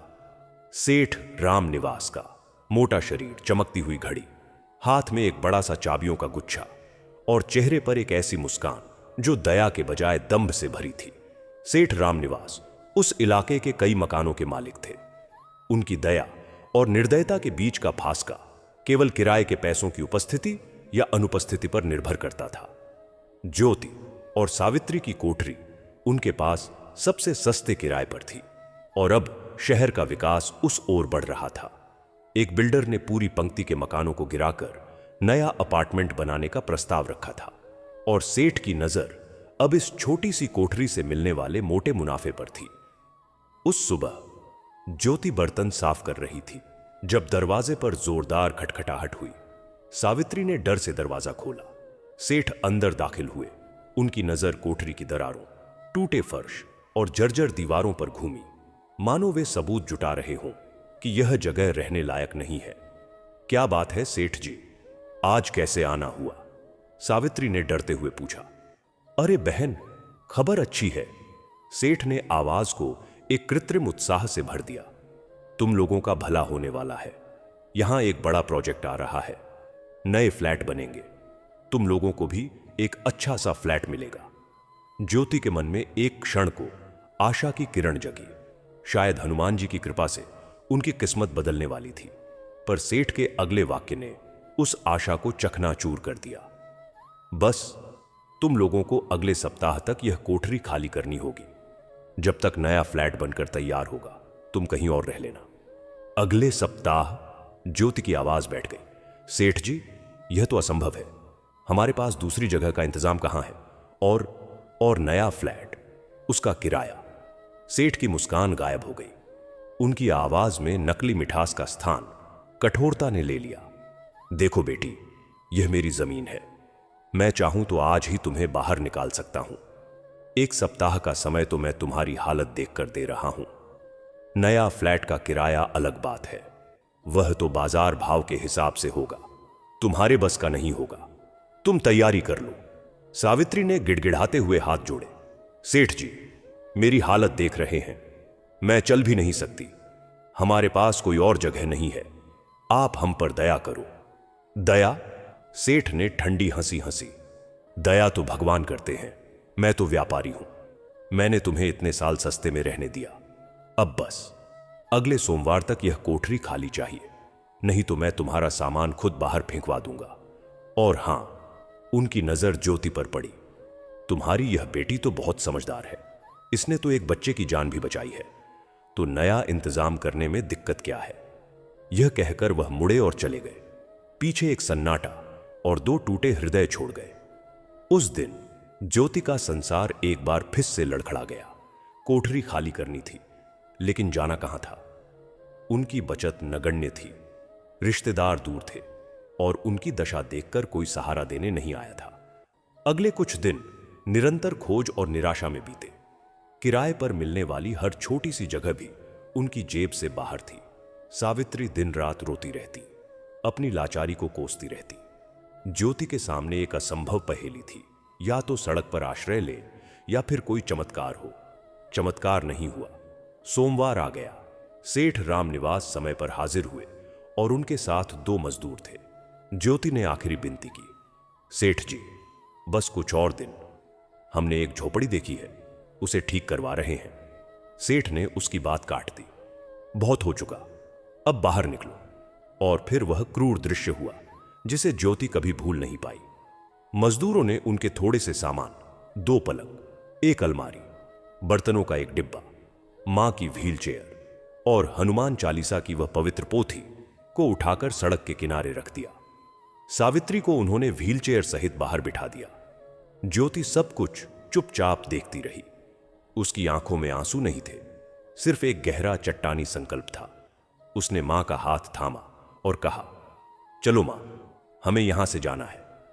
उनका नया घर शहर के बाहरी इलाके में बनी एक झोपड़पट्टी थी, जहां नालियों का गंदा पानी बहता था, मच्छरों का साम्राज्य था और हवा में गंदगी की दुर्गंध थी। एक रिश्तेदार के कहने पर वहां एक झोपड़ी खाली थी, जिसकी छत लीक करती थी और दीवारों में चूहे बिल बनाते थे। यही उनकी नई शरण स्थली थी। उस दिन शाम को जब ज्योति ने उस झोपड़ी के अंदर मां को रात के अंधेरे में बैठे देखा, तो उसका हृदय चित्कार कर उठा। मां की आंखों में शून्यता थी, जैसे उन्होंने सब कुछ त्याग दिया हो। स्वयं ज्योति के हाथ पैर फूल बेचने के बाद भी नहीं थकते थे, लेकिन आज वह शारीरिक और मानसिक रूप से टूटी हुई थी। लेकिन फिर उसकी नजर उस पोथी पर पड़ी जो सामान के ऊपर रखी थी। बाबा के शब्द याद आए, नियम नहीं तोड़ना। आज का दिन तो उसकी परीक्षा का चरम था। अगर आज वह पाठ छोड़ देती तो शायद कभी नहीं कर पाती। उसने मां से कहा, मां, मैं थोड़ी देर में आती हूं। सावित्री ने चिंतित स्वर में पूछा, कहां जा रही है बेटी? अंधेरा हो गया है। ज्योति ने कहा, मंदिर, मेरा पाठ बाकी है। वह झोपड़पट्टी से निकली। रास्ता अंधेरा और टेढ़ा मेढ़ा था। उसे मंदिर पहुंचने में दोगुना समय लगा। मंदिर में पहुंचकर उसने देखा कि उसकी नियमित जगह खाली थी। शायद प्रभु ने ही उसे वहां बैठने के लिए सुरक्षित रखा था। वह बैठी, पोथी खोली। आज उसकी आवाज में कंपन था और आंखों से आंसू गिर रहे थे। वह रोते रोते पाठ करती रही। हर चौपाई उसकी वेदना से सनी हुई थी। भीम रूप धरि असुर संहारे, रामचंद्र के काज संवारे। उसने प्रार्थना की, हे पवन पुत्र, हमारे जीवन के असुरों का संहार करो, हमारे काज संवारो। उस रात का पाठ उसके लिए केवल एक अनुष्ठान नहीं, एक हृदय विदारक याचना थी। जब वह लौटी तो झोपड़ी में मां दिया जलाए बैठी थी। ज्योति को देखकर उन्होंने कहा, तेरे पाठ ने ही आज इस झोपड़ी में भी प्रकाश भर दिया है बेटी। और सचमुच उस निराशा के गहन अंधकार में ज्योति का नियमित पाठ ही वह एकमात्र दीपक था जो टिमटिमा रहा था। यह प्रमाण देने के लिए कि अटूट विश्वास का प्रकाश सबसे घने अंधेरे को भी भेद सकता है। नई मुसीबत ने उन्हें भूमि से उखाड़ दिया था, लेकिन उनकी आस्था की जड़ें अब और गहरी होती जा रही थीं। झोपड़पट्टी का जीवन एक निरंतर संघर्ष था। यहां सुबह की शुरुआत नाली के सड़े हुए पानी की गंध और दूर से आती कूड़ा गाड़ियों की आवाज से होती थी। चारों ओर गरीबी का ऐसा दृश्य था जो न केवल शरीर को बल्कि आत्मा को भी धीरे धीरे कुंठित कर देता था। ऐसे वातावरण में जहां लोग अगले भोजन के लिए तरसते थे और बुनियादी सुविधाओं के अभाव में जीवन की गरिमा खो रहे थे, वहां ज्योति के लिए हनुमान चालीसा का पाठ करना सिर्फ एक धार्मिक कर्मकांड नहीं रह गया था। यह उसके अस्तित्व की धुरी बन गया था, एक ऐसा स्तंभ जो उसे इस भौतिक नरक में डूबने से बचा रहा था। अटूट विश्वास कोई ऐसी चीज नहीं थी जो एक दिन में आ जाती। यह हर नई चुनौती, हर असफलता, हर दर्दनाक अनुभव के बाद भी उस छोटी सी पोथी की ओर मुड़ने की प्रक्रिया थी। झोपड़ी में पहली रात बिताने के बाद सावित्री को तेज बुखार आ गया। नमी और गंदगी ने उनके कमजोर शरीर पर हमला कर दिया था। ज्योति के पास डॉक्टर को दिखाने तक के पैसे नहीं थे। उसने पड़ोस की एक महिला से कुछ जड़ी बूटी ली, मां को पिलाई और फिर शाम को हनुमान चालीसा लेकर मंदिर की ओर चल पड़ी। रास्ते में उसका मन बार बार मां की तरफ खींच रहा था, लेकिन उसने स्वयं से कहा, अगर मैं आज नहीं गई तो कल भी नहीं जाऊंगी। और फिर इस विश्वास का क्या होगा जो मैंने बाबा से किया है। वह मंदिर पहुंची। आज उसकी प्रार्थना में एक नई तीव्रता थी। जो नर देखे हनुमान चालीसा, होए सिद्धि साखी गौरी सा। वह मन ही मन बोलती, हे गौरी के पुत्र, मेरी मां को देखो, उन्हें सिद्धि दो, स्वास्थ्य की सिद्धि। उसकी आंखें बंद थीं और आंसू उसके गालों पर बह रहे थे, पर उसकी आवाज में एक दृढ़ता थी। पाठ पूरा करके जब वह लौटी तो मां का बुखार कुछ कम हो गया था और वह शांति से सो रही थी। ज्योति ने इसे संयोग नहीं, बजरंग बली की कृपा माना। लेकिन विश्वास की सच्ची परीक्षा तब आती है जब परिस्थितियां बार बार विफलता का मुंह दिखाए। एक दिन ज्योति को फूलों की टोकरी लेकर मंदिर जाते समय एक लड़के ने झपट्टा मारकर उसकी दिन भर की कमाई छीन ली। वह पीछे दौड़ी, चिल्लाई, पर लड़का भीड़ में गुम हो गया। खाली टोकरी और खाली जेब लेकर वह मंदिर पहुंची। उस दिन उसके मन में प्रश्न उठा, हे प्रभु, मैं नियम से पाठ करती हूं, फिर भी यह दुर्भाग्य क्यों? क्या मेरी भक्ति में कमी है? वह मूर्ति के सामने बैठ गई, थकान और निराशा से भरी हुई। उसने पोथी खोली और पहली चौपाई पढ़ते ही उसे लगा जैसे उत्तर मिल गया। श्री गुरु चरण सरोज रज, निज मन मुकुर सुधारे। यह तो स्वयं को साफ करने, अपने मन के दर्पण को निखारने की बात कर रहा था। शायद यह घटना उसके धैर्य और विश्वास को निखारने के लिए ही हुई थी। उसने पूरे मन से पाठ किया और उस दिन की समाप्ति पर उसे लगा जैसे खोए हुए पैसों का दुख उसके मन से उतर गया हो, उसकी जगह एक नई समझ ने ले ली हो। धीरे धीरे उसका पाठ एक संवाद बन गया। वह हनुमान जी से बातें करने लगी। प्रभु, आज मां ने थोड़ा चलने की कोशिश की थी, कृपा बनाए रखना। प्रभु, मुझे पढ़ने का बहुत मन करता है। मैं किताबों में लिखे आपके चरित्र को और गहराई से समझना चाहती हूं। मेरी पढ़ाई का प्रबंध करना। उसकी ये प्रार्थनाएं औपचारिक नहीं रह गई थीं। वे एक बेटी का अपने पिता से मन की बात कहने जैसी थीं। कभी कभी पाठ के बाद वह चुपचाप बैठी रहती, मानो कोई उत्तर की प्रतीक्षा कर रही हो, और उत्तर भी आते, पर भौतिक रूप में नहीं। कभी एक अज्ञात भक्त उसे फूलों के साथ कुछ फल दे जाता, तो कभी मंदिर के पुजारी उसे प्रसाद के रूप में कुछ पैसे थमा देते, जिससे मां की दवाई बन पाती। ये छोटी छोटी घटनाएं उसके विश्वास की नींव को और मजबूत करती। एक बार ऐसा हुआ कि भारी बारिश के कारण मंदिर बंद हो गया। ज्योति दरवाजे पर खड़ी रही। उसकी साड़ी भीग रही थी, पर वह लौटने को तैयार नहीं थी। पुजारी ने अंदर से देखा और दरवाजा खोल दिया। आजा बेटी, अंदर आकर पाठ कर ले। उस दिन मंदिर में केवल वह और पुजारी थे। पाठ के बाद पुजारी ने कहा, तेरा विश्वास देखकर मुझे मेरे बचपन की याद आ गई। मैं भी तेरी तरह गरीब था। तू डटी रह। जिसका विश्वास इतना अटल हो, उसका कल्याण भगवान अवश्य करते हैं। अटूट विश्वास का अर्थ यह नहीं था कि ज्योति के मन में कभी संदेह नहीं आया। आता था जब मां की तबीयत बहुत बिगड़ती, जब खुद का शरीर थकान से चूर हो जाता, जब भविष्य का अंधेरा सामने एक दीवार सा खड़ा दिखता, तब वह पूछती, कब तक हे प्रभु, कब तक। पर हर बार वह उस पोथी की ओर लौट आती।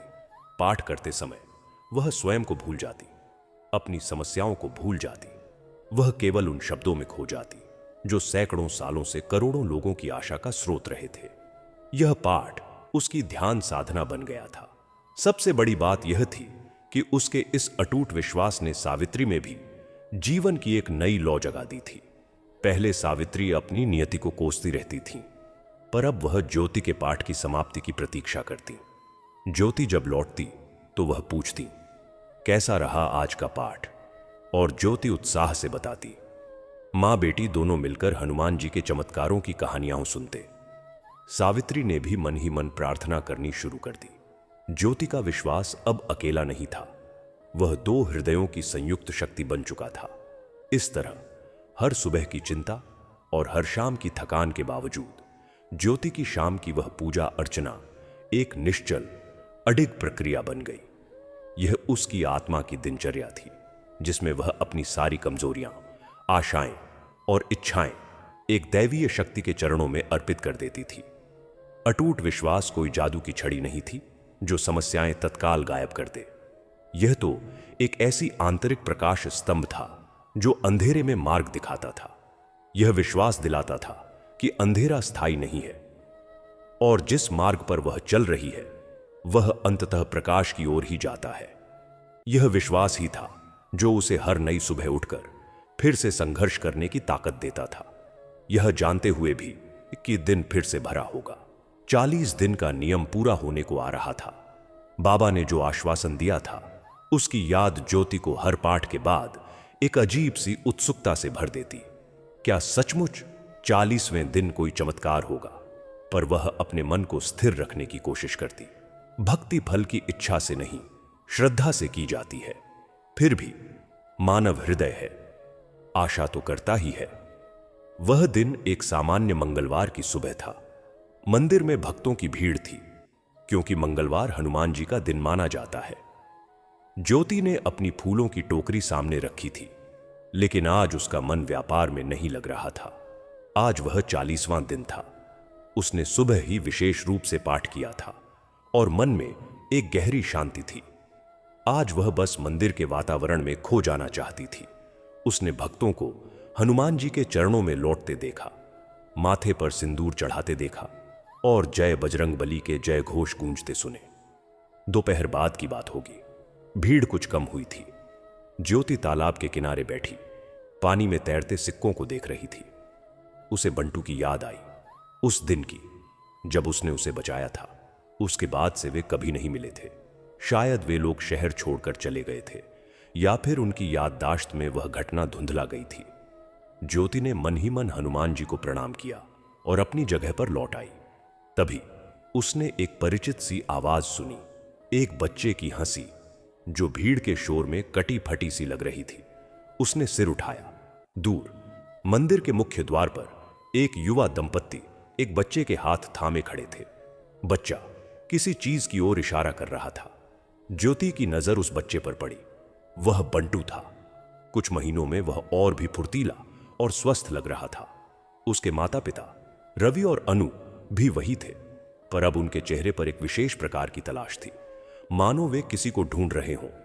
ज्योति का हृदय जोर से धड़कने लगा। क्या वे उसे ढूंढ रहे हैं या फिर बस दर्शन करने आए हैं? वह अपनी टोकरी के पीछे कुछ सिकुड़ गई। एक अजीब सी लज्जा और संकोच महसूस कर रही थी। उसके फटे हुए कपड़े, धूल से सने पैर। पर तभी बंटू की नजर उस पर पड़ गई।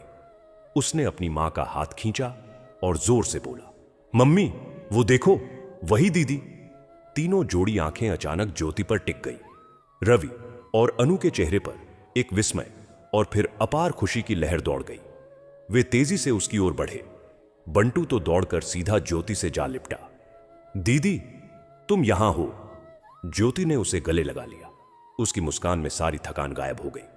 अनु ने आगे बढ़कर ज्योति के दोनों हाथ अपने हाथों में ले लिए। उनकी आंखों में चमक थी। बेटी, हम तुम्हें ढूंढते ढूंढते थक गए।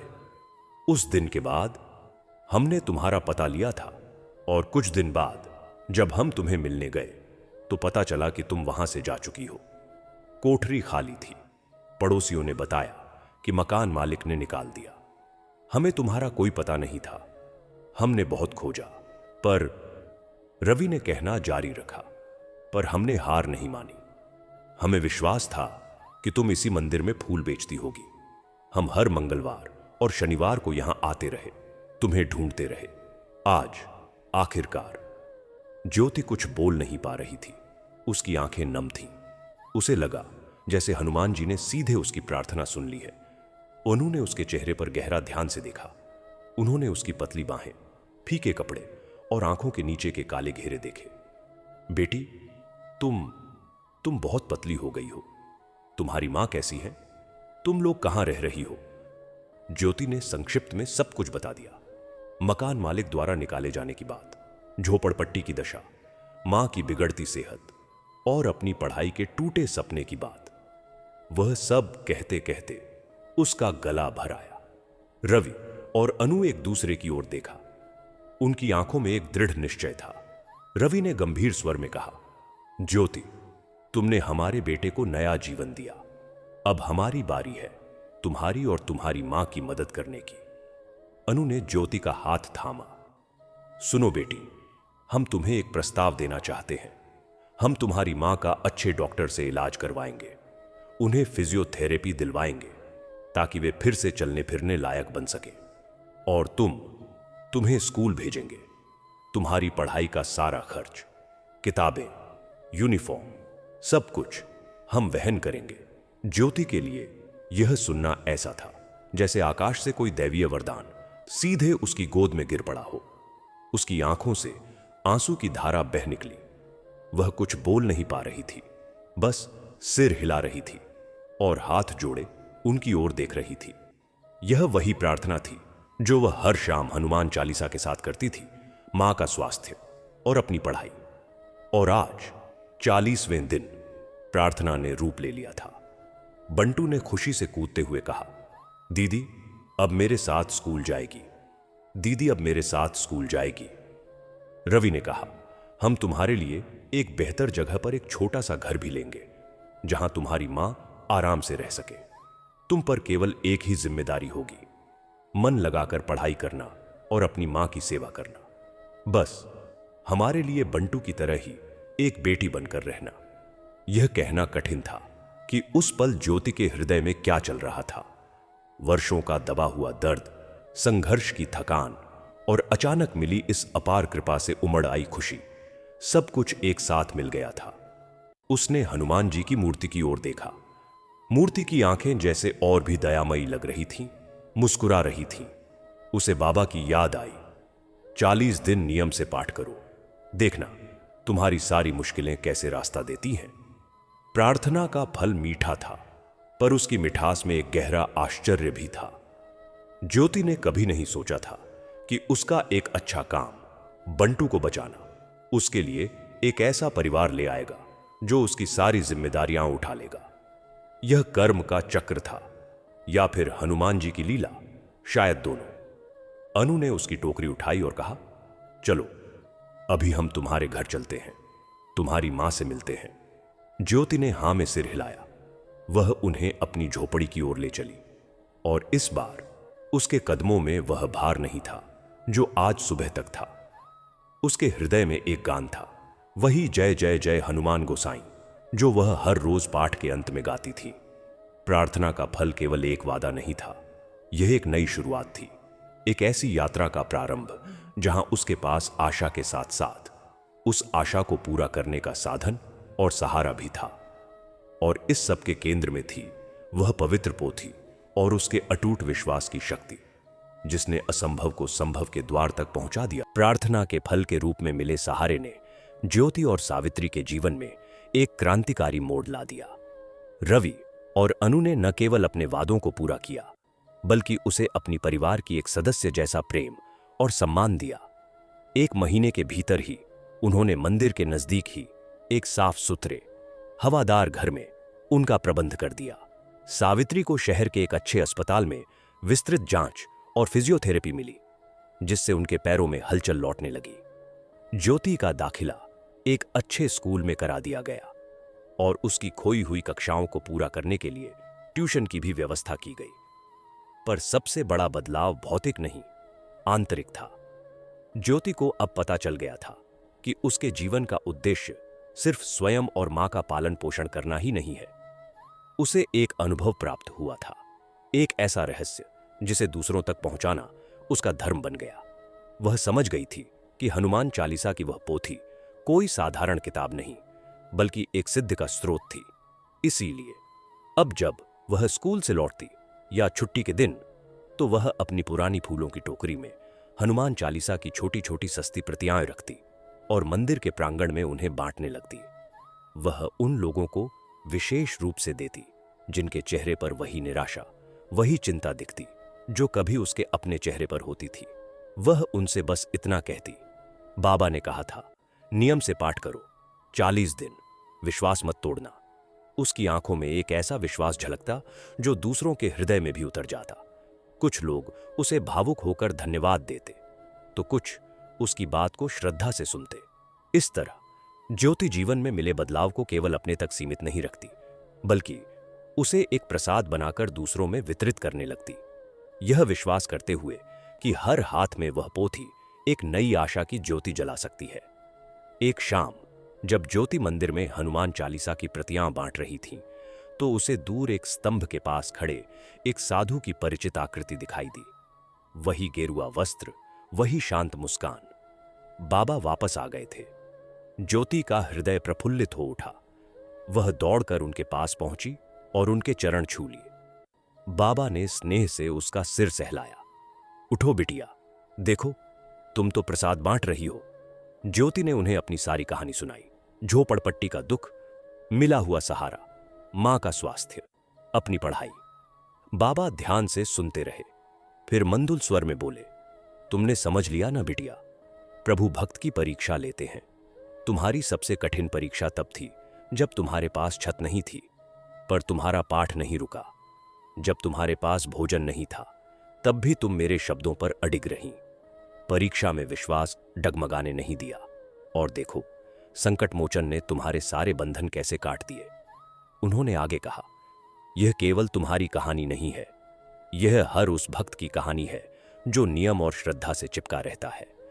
मुश्किलें आती हैं, भटकाती हैं, डराती हैं, पर जो अपना नियम नहीं तोड़ता, प्रभु उसका मार्ग अवश्य प्रशस्त करते हैं। यही तो हनुमान चालीसा का प्रताप है। ये आस्था की अग्नि में तपकर कुंदन बन जाने की विद्या है। ज्योति ने पूछा, बाबा, आप उस दिन अचानक कहां चले गए थे? बाबा मुस्कुराए, मैं तो केवल एक माध्यम था। मेरा काम तुम तक संदेश पहुंचाना था। असली कृपा तो बजरंगबली की थी, जिन्होंने तुम्हारी लगन देखी और तुम्हारे लिए रास्ता बनाया। याद रखो, भक्ति में शर्त नहीं होती, केवल समर्पण होता है, और समर्पण ही सबसे बड़ी सिद्धि है। इतना कहकर बाबा ने उसे आशीर्वाद दिया और धीरे धीरे मंदिर के प्रांगण से बाहर की ओर चल पड़े। ज्योति ने देखा, वे कहीं गायब नहीं हुए, बल्कि भक्तों की भीड़ में समा गए, मानो वे सदा से वहीं मौजूद थे। उसे एहसास हुआ कि बाबा स्वयं हनुमान जी का ही एक रूप थे, जो उसकी परीक्षा लेने और फिर उसे मार्ग दिखाने आए थे। उसने हनुमान जी की मूर्ति की ओर देखा। मूर्ति के चेहरे पर एक दिव्य तेज प्रसारित हो रहा था। ज्योति के हृदय में अपार कृतज्ञता और शांति उमड़ आई। उसने दोनों हाथ जोड़े, आंखें बंद की और गहरी श्रद्धा से वही मंत्र उच्चारित किया जो उसके जीवन का आधार बन गया था, जय बजरंगबली। उन शब्दों के साथ ही कहानी पूर्ण हुई, पर उसकी सीख अमर हो गई। अंधेरा चाहे कितना भी गहरा हो, अटूट विश्वास और नियमित साधना का दीपक उसे अवश्य भेदता है, और प्रभु की कृपा उस पथ को प्रकाशमय कर देती है।